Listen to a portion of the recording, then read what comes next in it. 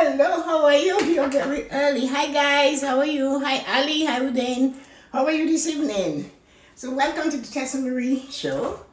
And as you know, we're going to have Friday night Ask Me a Question night. So the question is there. So I got some questions already and I wrote them down. But if you have a question, pop it into the question box and we shall see how it goes. Hi Rosie, any questions for today? Put it in the box. I'm looking forward to having a really nice chat tonight. It's Friday night. You can have I have water. I'm going to have water tonight. And it's cold, so I put a sweater on. So you can imagine. Hi, how are you everybody? So it's Friday night and it's always Ask Me a Question night. I take all your questions, put it in the question box. I got a few questions already. And I'll just give a few others a little minute to come on. And you guys can think of your questions and plug it in and I'll take your question and I'll answer them. There is no limit on how many questions and there's no, keep it nice and healthy for everybody to enjoy those questions. So put in a question and I will be happy to answer your question. So tonight is Friday night. On Fridays, I always take a question unless somebody asks me. And if you want to join, then you have to request and I'll send you in. I'll invite you in. So, hi Debbie, how are you? Tonight is Ask a Question night, Debbie. Any question you want to ask. So, let's get the music going and let's see what we can do with those questions. So, tonight's question, one of the questions I got this after tonight was, have you been on Clubhouse? So, yes, I went on Clubhouse. I need to drink water for this. So, I went on Clubhouse for the first official time today. So today the movement makers had something on Clubhouse and I went in. But before that I had joined Clubhouse and I went in, I found it overwhelming the first time when I went. So many choices, so many rooms, so many, all over the place. So I thought, you know what, Clubhouse is something that requires a lot of attention and a lot of time. So I didn't really stay there very long the first time. But today we went in at 11 until about 12 and I think I left around 10 after 12. So it was amazing. I like it. I think it would be a good spot for us. I think we should try it and do where we can all talk and everybody get their turn to say something. I think it would be fun to do a Clubhouse for the Tessa-Marie show. I am looking forward to planning that. I'm thinking about it and you can choose who you want. You know, people will come in because it's an open room, but your own people that you bring in, you can have them come in and of course, you know, it's going to be lots of fun. So yes. So, and they said, if not, why? So I can't answer that question. I was afraid when I went the first time, a little scared, it was overwhelming, and then I withdrew and then I went in today. So if yes, what do you think of it? I love it. I actually love it. Clubhouse is it's fun. And you have moderators, you can have more than one. And your mic is off and on and you can ask a question. You can invite you to talk on a topic that is near to you. Rosie was on. Rosie, I saw you were on today. And you got emotional a little bit. And I was saying, I can't even be there to hold your hand, Rosie. I can't help you. And I'm thinking, I can't even say you'll be okay, Rosie. But it was great looking at you. Hi, Yoko. And Yoko was on too. And Rosie was on. And Yoko spoke very eloquently with her statement. And so did Rosie. But Rosie got a little emotional. I knew that. And I'm saying, poor Rosie, I need to come and pat you on the back. But I couldn't do that. So yes, it was.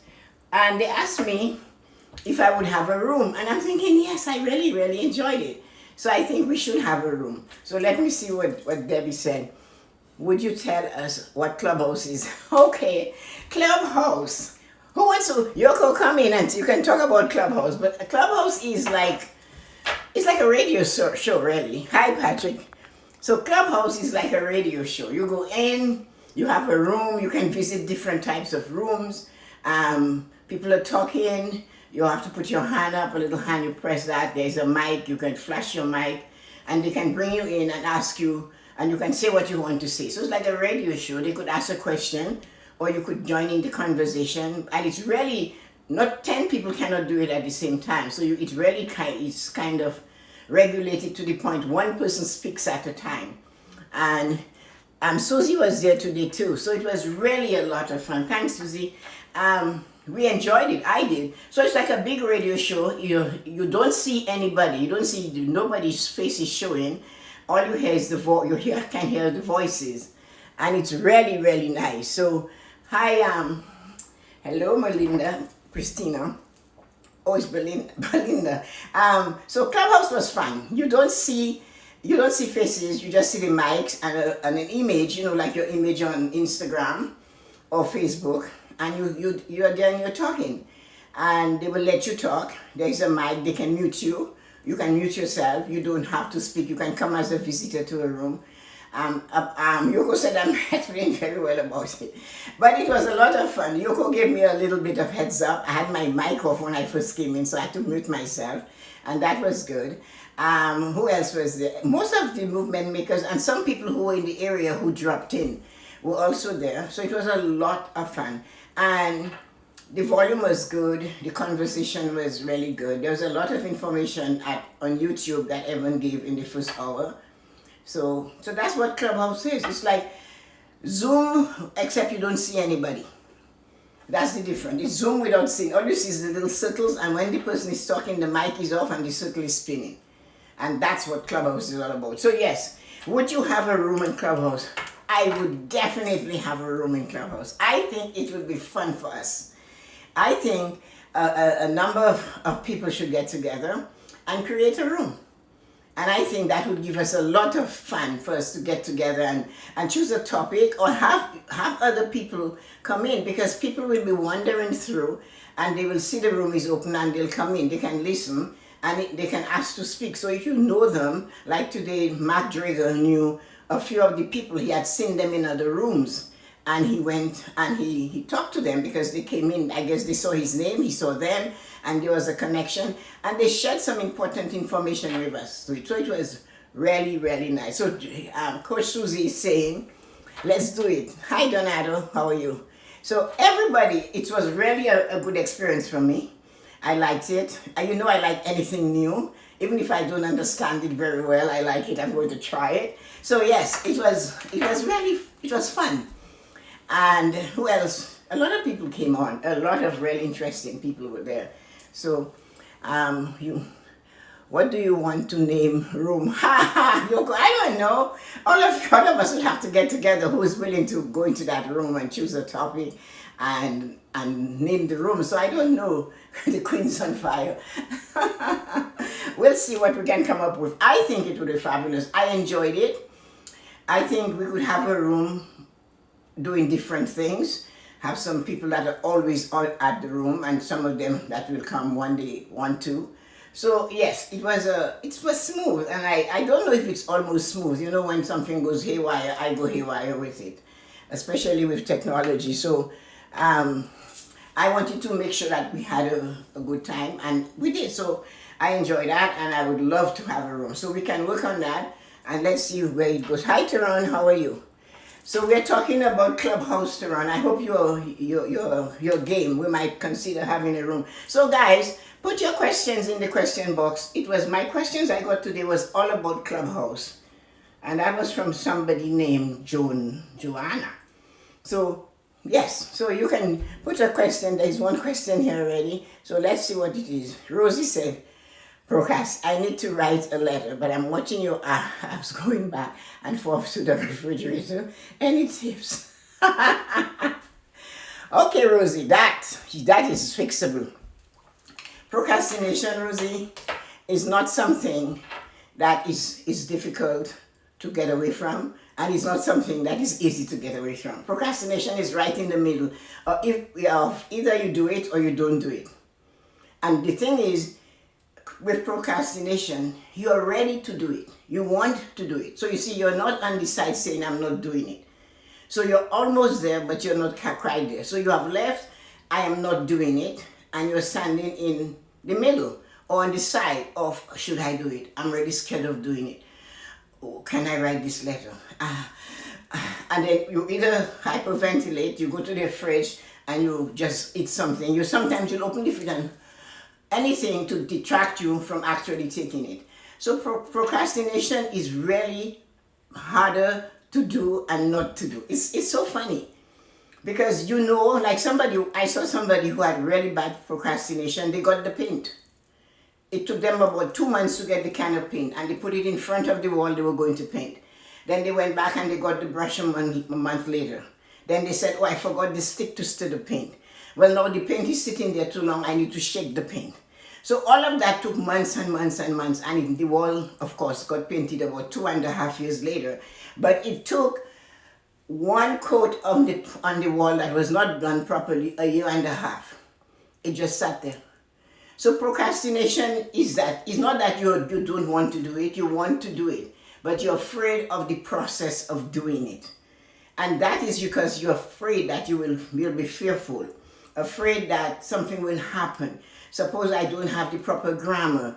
Suppose I cannot think of the right word. Suppose I make all these mistakes. Suppose I don't have proper punctuation and I'm not sure the person will read my letter. And you can list all those things down. The one time I came across somebody procrastination that was really bad, the bank actually had a course on that. And I went to take it because of coaching. And the man said, with the procrastinator, you write all the reasons why you think what is telling you not to do it, or why you don't want to do it. All the reasons. I might not do it properly. I might do it and the person does. So you write all of them and you number them.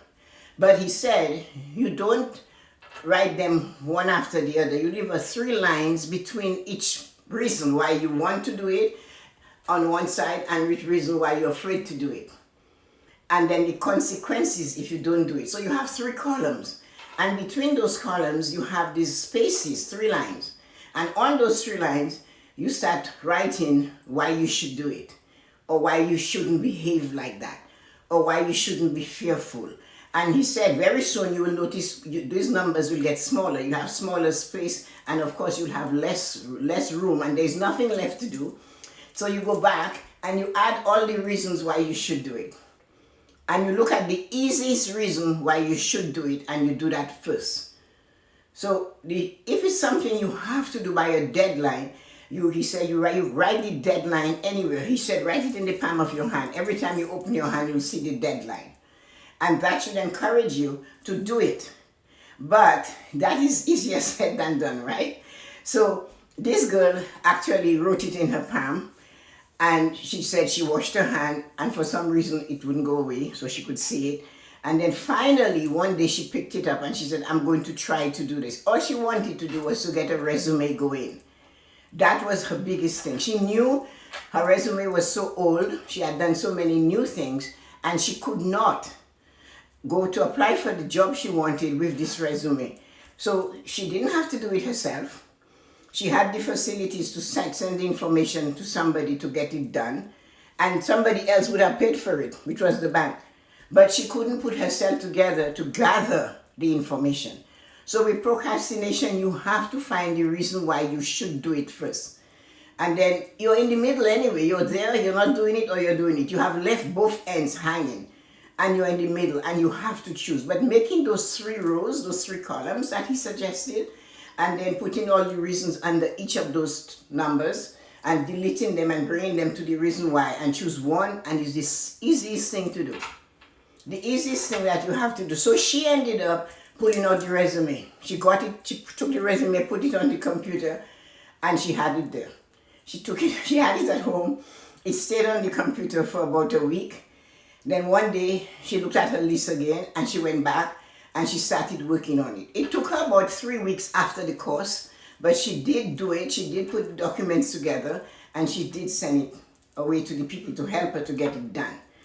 Then the thing that choked her was applying for the job. She couldn't bring herself, she was still afraid of doing it. We couldn't help her, but we knew she needed to get this position. So all I said to her is that if you print the resume, I'll put it in the envelope and I'll address it.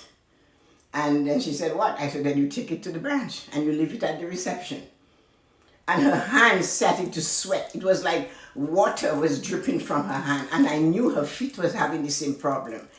And I looked at it, Helen, really, you have to do something about it. She said, I am scared and I won't be able to drive. The steering wheel will fly from my hand. So anyway, one of the other guys said, we will drive you. So they drove her to the branch. She left it at the reception. She's halfway to the car, and she said to him, maybe we should go get it. I'm sure something is wrong. And he said, no, we're going. So it takes a lot of work if it's really bad. But Helen had really bad procrastination. She did get over it. She had to get some help. And, she's fine. She's still working at the bank. She's doing really well. But what you're saying there, it's true. She went through all that. She said she would braid her hair, unbraid her hair. She would walk away, come back. And it went on forever. So yes. So any more questions on that? So I hope, Rosie, that gives you an idea that really you're not alone in that, and you can try a little bit to fix it. And so any questions? I hope that helped you. So it's Ask Me a Question night and everybody's quiet. So that's nice. So what you guys want me to talk about? Tarun said procrastination doesn't exist in my vocabulary. Tarun, that is because you maybe they didn't have anything else knocking you down. But it's good that it doesn't exist in your vocabulary. It's really good. I don't know. I don't have it because I don't like to fail.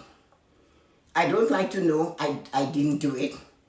I don't like to know that I didn't try, or at least I didn't make an effort, or I didn't take it on.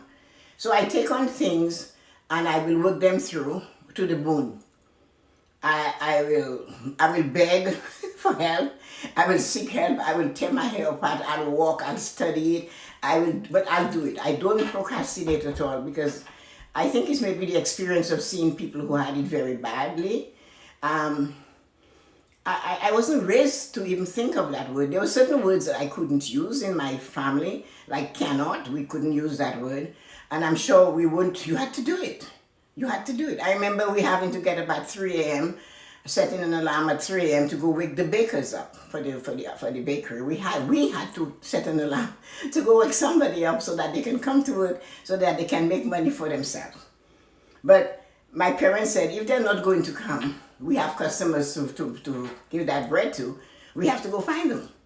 So we couldn't not put on the alarm and not go, because that was part of the family money. So this is procrastination. No, I don't suffer with it either. But I know it's really hard. I saw Helen and that was sad. So any more about that? Anybody else? You guys have to, it's question night. I used to be queen of procrastination from Japan. Yoko said she used to be queen. Yoko, why don't you share how you overcome the procrastination? Maybe that might help Rosie. Say something. Go write something in the question box. I'll read it, or say something. Hi, TV. So Ali says he has unfortunately, Ali, but you don't procrastinate. You're here every night and you're here in the morning, and you were on Rosha's live today. So obviously when you want to do something, you can do it. So I don't see that being procrastination. Procrastination, if it's really bad, Ali, you say, I want to go see the Tessa's live, but I'm not going. I want to see what Rosha has done. I'm not going. But you do. You show up, and you show up on time. A procrastinator does not honor time. A procrastinator will say, I know I have to.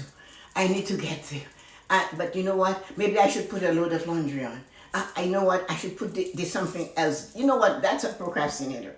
But you show up. So if you have some of that, you can work it out. Use the same attitude that you're using to get to the lives that you want to see, so you can get over this procrastination that you have. Because procrastination is a crippler, right? It keeps you back. It takes away your success. It strangles you. It makes you feel unfulfilled because you're not doing what you're supposed to do. And that is when they talked to Helen and she was talking about it. She told me, she said, I feel as if I'm not doing anything because this thing is so big I want to do and I can't do it.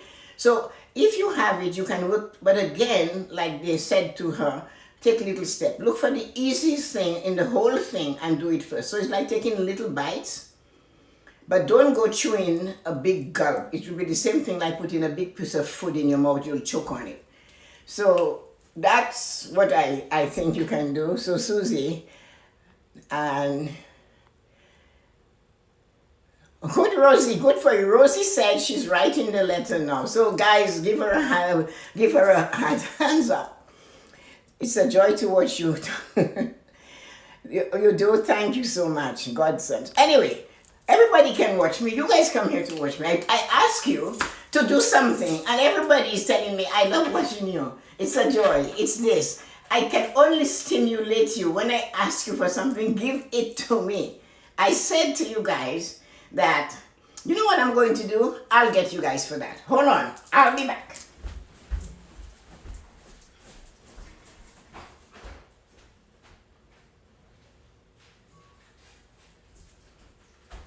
I'm going to give you guys something to make you guys all cry.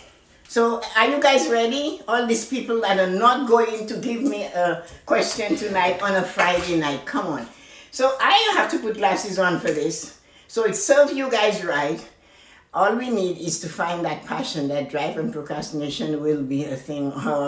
It's easier said than done, Taron. It's easier said than done. Yoko said, when I feel fear, I try to face the fear and take action. That's how I got over my procrastination. Okay, ready, steady, go. You guys asked for it. Nobody's asking questions. So you guys are going to get something to make you think tonight. I hope I can do it properly. And that is something that had no procrastination in it. I will tell you when it came to being. It came to being in 1995.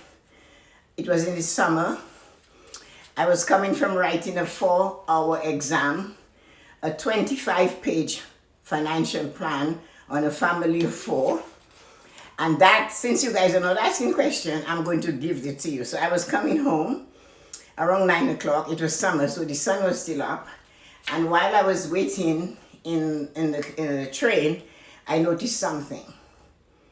So I just noticed it, and I got a piece of paper.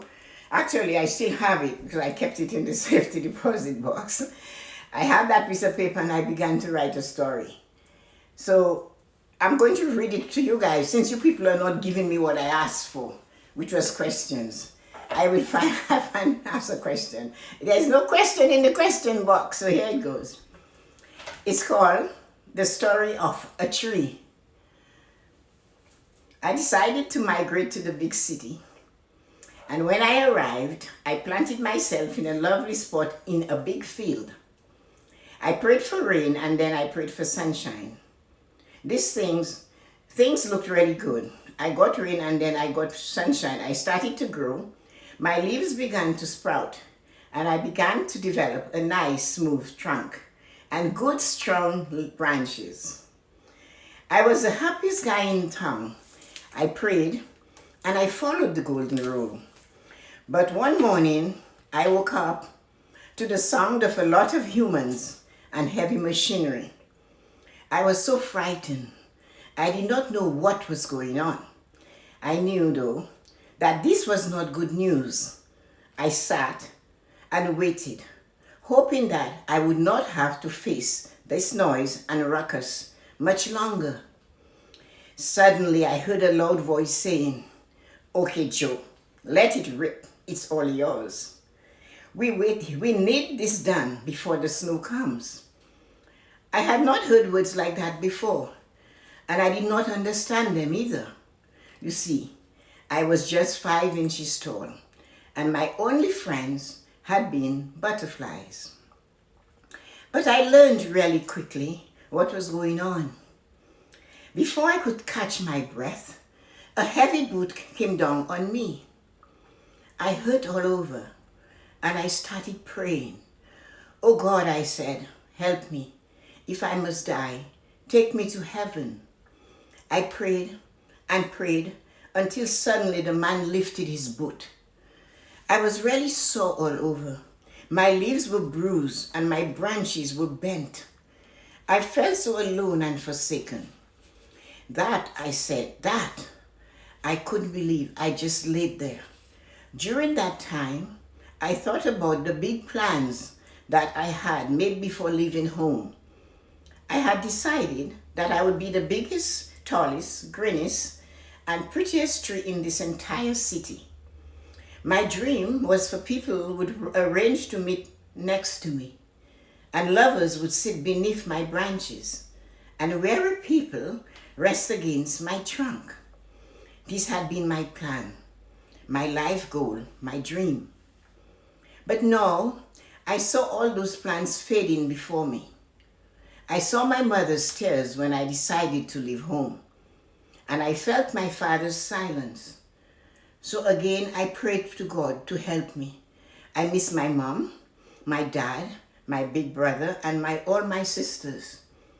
So I had just laid there and prayed. I prayed. That was all I really knew how to do. So I just kept at it. I claimed God's promise that He would look after all my needs. Suddenly, I felt rain. I was so weak that I thought this was the end. I would certainly be washed away. But the rain soon stopped, and then the sun came out and I felt warm. The noise continued. The men were working not far from me. They dug and dug for days and poured stuff into huge holes. Eventually, a building started to emerge. I was sick, still weak, and a little bent, but I knew I was growing. I kept growing a bit out of shape, but I was getting stronger and taller. I noticed that the building had also gotten taller, and then I realized that people were going in and out of it. So I started making a bigger effort to take in as much sunshine as I could, and I pushed my roots towards the water below me. I just kept trying, and I kept praying through it all. Then one day, a woman came to me and whispered, "I'm going to plant you in the front of this magnificent building, where you shade people from the sun. Weary ones will rest against your trunk, and couples will fall in love when they sit beneath your branches." She pushed something beneath me, and I felt my roots coming up from deep in the ground. They did not like the sun on them, but I coaxed them and said, "I think we are going home. Just rest and we will be home." For the next few months, I was nourished and pampered. During the winter, I was wrapped for safety and warmth. Spring came, and the woman returned. She fed me and trimmed me. I grew and grew, and people began stopping and saying what a lovely tree I was. They also wondered out loud why my first branch was so twisted. I smiled. That was the price I had to pay to be here. At Christmas, I was decorated and pictures were taken of me. I felt love and I thrived even more. Spring came and a bird dropped by. He was from my hometown. I said, "Hello, beautiful bird. How are you doing? Please tell my family that I have made it in the big city and that my dreams have been fulfilled. I am very happy. Tell my brothers and sisters that I have found my niche and that the big city is beautiful. And tell my mother I now have a relationship with God. Tell her I am just wonderful."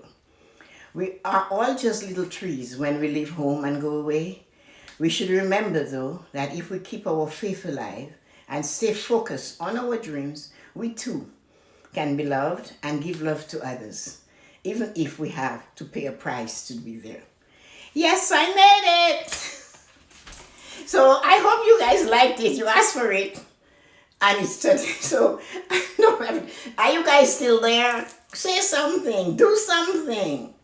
Anyway, I hope you enjoyed it. If you did, go onto my page and put a note about my reading of the story of the tree. This was the first book I ever wrote. And I wrote it, and I found that copy the night I was doing the live with Tehran, and I took it out. I don't think I read it yet, but you guys put me to it tonight, so I hope I didn't bore you to death. So thank you so much for listening, and let me see what you have to say. No comments from the peanut gallery? No questions from the peanut gallery tonight? Tiggy, I thought I was going to get a question from you. Who was it by? By Tessa-Marie Shillingford. I wrote it, Coach Susie. I wrote it. So yeah, I wrote it myself. I wrote it on a night coming from writing a 4.5 hour exam on a 25 page, a regular page, financial plan for a family of 7 or 8, whatever they were. So that's what a planner does. So I hope you guys enjoyed it. And if you want to hear it again, check the live. Or if you want to share the live with somebody that would be able to just feel it. So what the story really is, that every one of us is that tree. There's always a time that we leave home and we go somewhere else. We live, maybe just go down the street, but we leave home. And when we leave home, we're on our own. And on our own, we feel pain, we get hurt, things happen to us. And it's as it's said in the end, is that we're all just little trees, right? When we leave home and go away. We should remember, though, that if we keep our faith alive and stay focused on our dreams, we too can be loved and give love to others, even if we have to pay a price to be there. So we always pay a price on a journey. There's always going to be something that's not working right. But persistency, like the tree said, I reach towards the sun and I push my roots towards the water. The tree said something that is magnificent and something I really believe in. I prayed. Because really, that's all I knew what to do. And that is sometimes, really, that's all we know what to do. So we have to pray. And in doing that, that's where we find the true us. So to give love to others and or to get love and to give love to others is not also the kind of love of the body. It's love of just joy of being with people like you guys come here every night. I beg for questions on Friday night. I don't get it, but I still love you. And so there's a question here. I'll come back to that. Aspire and become. Coaching with Susie. So that's Tiggy said to aspire and become. That was great. I like that because that was all. Because the choice that he made when he decided to migrate to the big city is to be the best. And even in the beginning, he said he prayed or she prayed and followed the golden rule.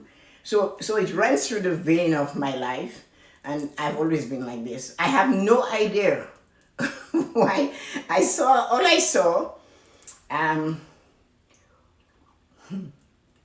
was sitting on the train, 9 o'clock at night, the sun is still out. Summertime, I have to take a train to come home. I was in downtown, a 30-minute ride.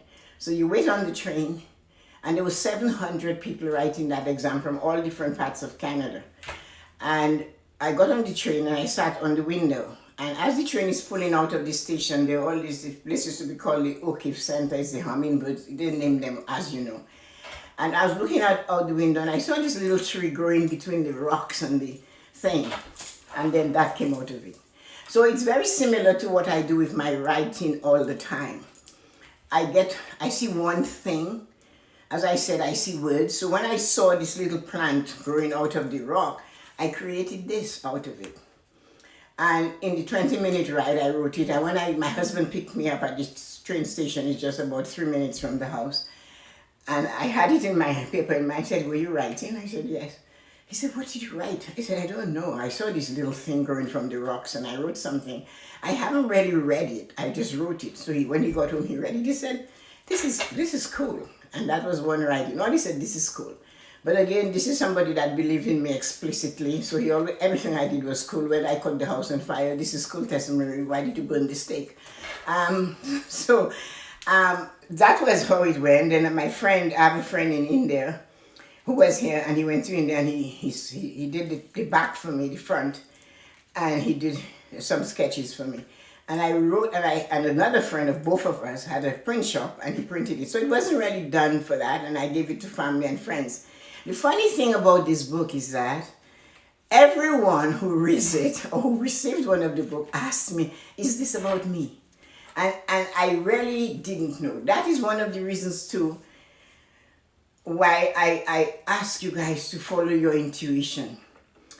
That book, a lot of people who has had it, I gave my son one when he went to Kansas, when he first moved there. And he showed it to a lady that was kind to him, and he gave it to her.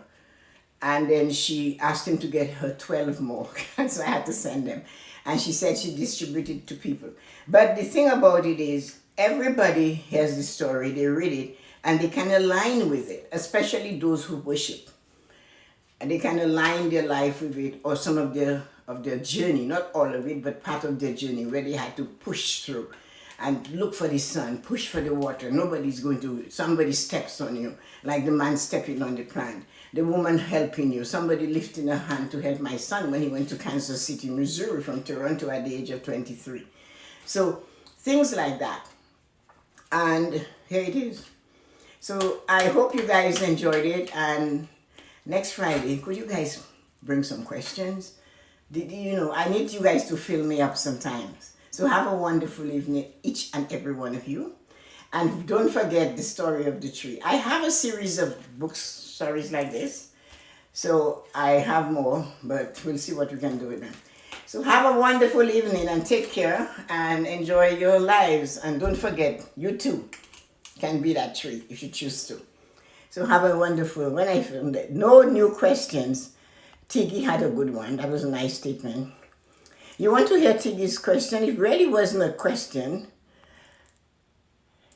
So here she goes. Your advice for those who didn't pay for self till they're 58. Is there any way they can start now? Okay, save. Oh, that is it. All right. So Tiggy has a question. She put it in the right spot. Okay, Tiggy. The advice for self for those who did not pay for themselves till they're 58.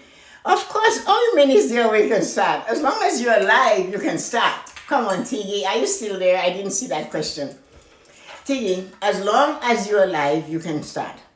It's never too late to start saving money. 58 is not too late. The point is to start. It's like everything else we do in life. I have had people that started at 62. They worked a little bit longer. They maybe worked until they were 69. But for those 7 years, they were so focused. And of course, when you're starting late, it doesn't matter how big and powerful you are and how much millions of dollars you can make or you have made. But when you come to the point where you're starting late, you have to be a little bit more diligent and focused. I was fortunate in my life to realize I needed to live like no one else while I was younger, so I could live like no one else when I got older. So I had a plan. I had a focus. That exam I was writing, I didn't have to. But I know if the bank paid for it and I wrote the exam, they're going to promote me. And my goal was to make more money. So I had to do that. And that meant I studied every day, 7 days a week for an hour. I didn't do more than an hour. And I studied like that for 18 months. And I wrote all those 9 exams and passed them with really high grades, but I had nothing else to do but study 1 hour. So think I put in 7 hours, and that's what I did because I had a goal.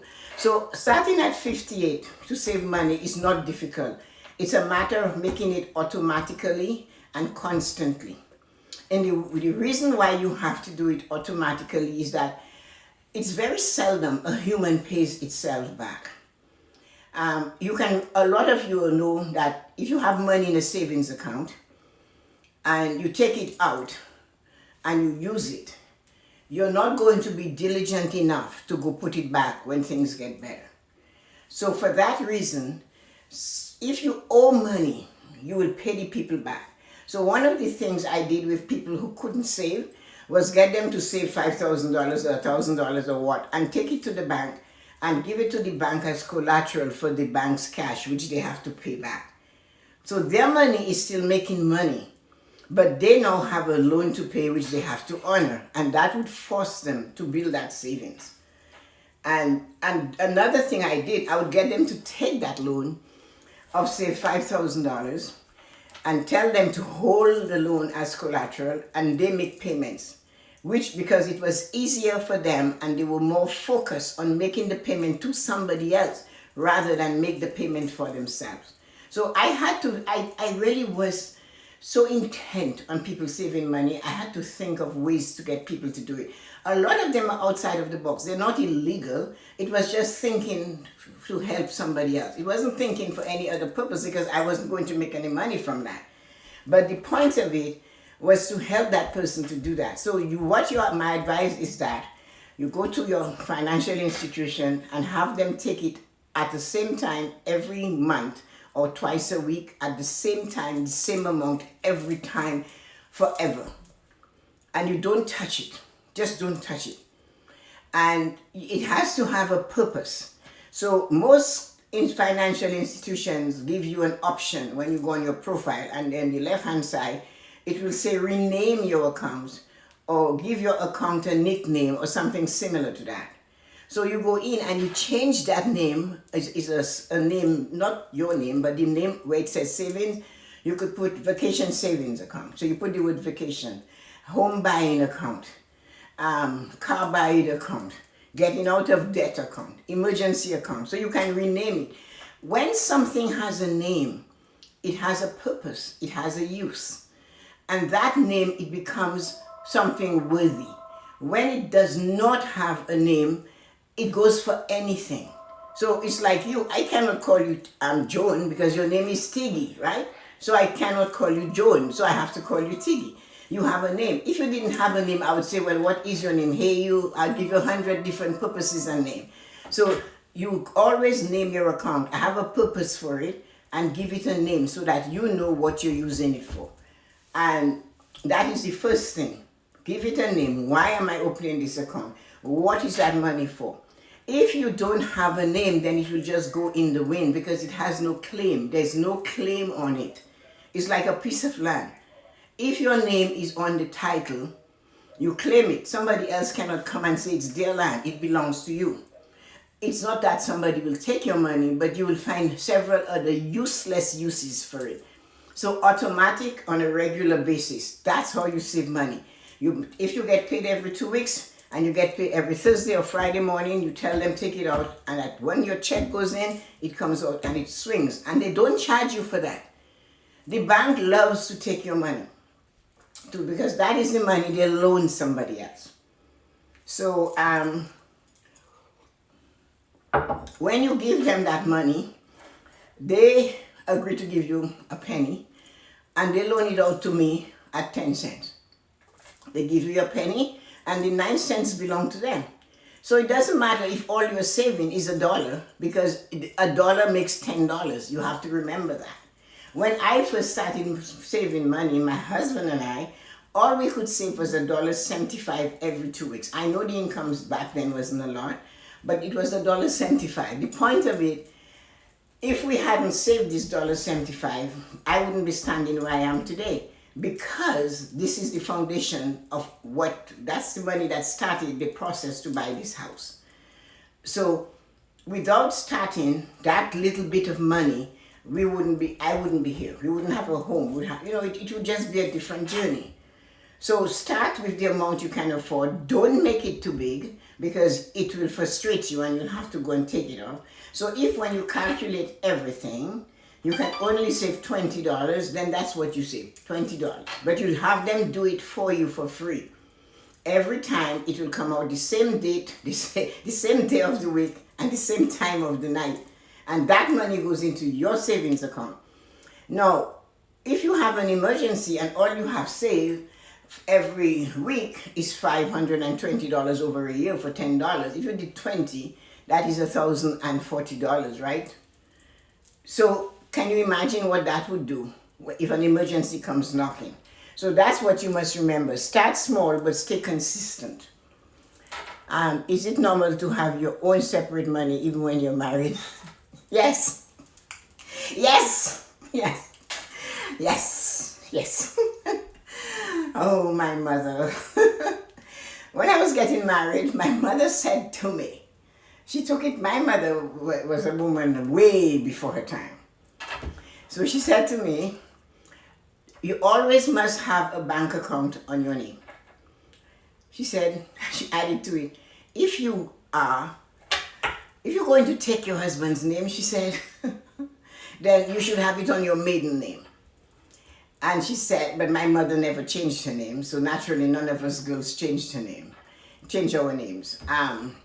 So my name I carry is my father's name. So I did that. And she said, this is what my mom, her reasons for doing that, right? She said to me, if you have, oh, I have to do this so you get it. So she said, it's lovely to be married. It's all love and roses for forever, for as long as you can do that.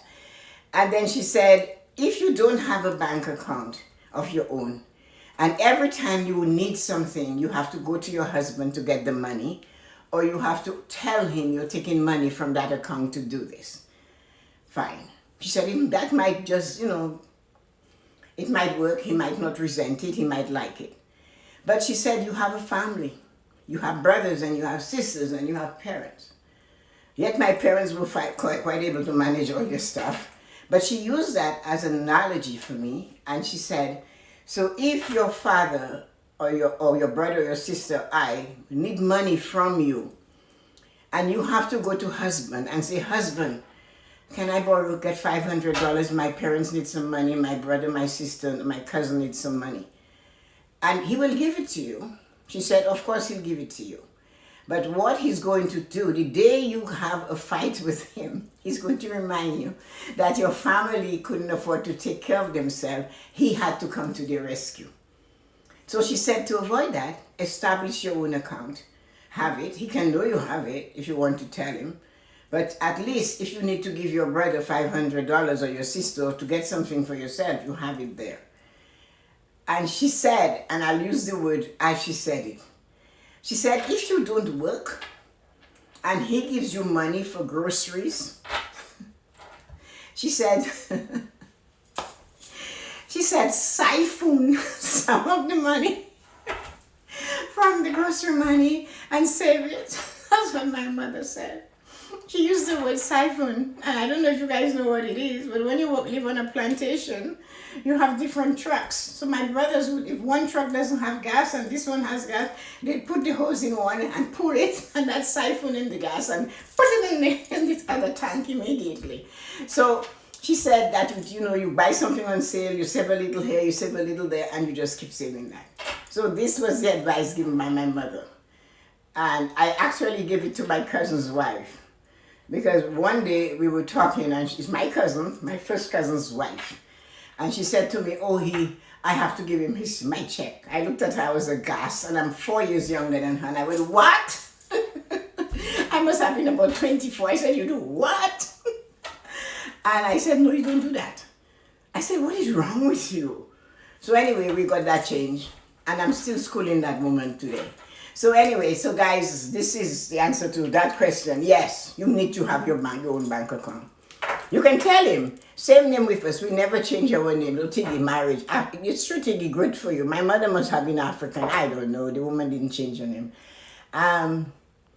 That's it for the questions tonight. So I finally woke you guys up. Let me know if you enjoyed the story of the tree. I really want to know how you felt about that. So have a good weekend to run, and Yoko and Rosie and Tiggy and Financial Dev. It's normal to have your own, yeah, okay. Same as with us, has the woman kept their resilience. Tiggy says that is women. They kept their resilience, facing challenges. This is a topic to discuss. It is a topic to discuss. It is a topic to discuss. People have to know that it's not happening too much anymore. It doesn't happen a lot these days because when I got married, and maybe you, Tiggy, we left our parents' house to go with a husband. Nowadays, like my daughter Jillian, at 23, she bought a condo. Actually, she was 23 when she bought the condo. And she was 24, 26, 27 when it was built. And she moved in. So she already had established her account. Whereas with me, I had my personal account, but once we got married, we had a joint account, except for that account. And it wasn't that my check went in my personal account. The check went in the joint account, but I took out what I was supposed to take out and put in there. And he knew, and he had to know. And he didn't understand at first, but then he realized I was cut from a different cloth. I was raised by a mother that was extremely independent. My mother, I'll tell you the story about my mother another time. If you guys really want to hear about her, I'll tell you. I'm writing a book about my mom. She was so fabulous. Anyway, ladies and gentlemen, it's 8 o'clock. I've kept you guys long enough. And those of you who were here for the story of the tree, let me know. Put a note on my page and let me know that you like it after I post this live. Thank you so much. And thanks for the question, Rosie and Tiggy, and who had another question, and Yoko. So thanks all of you for coming, Ali and Udain and all of you. Have a wonderful weekend. See you on Sunday at 9:30 a.m. with the Tessa-Marie and Yoko self-care show. So make sure you guys are here, right? And don't forget to join us. It will be a lot of fun. So bye.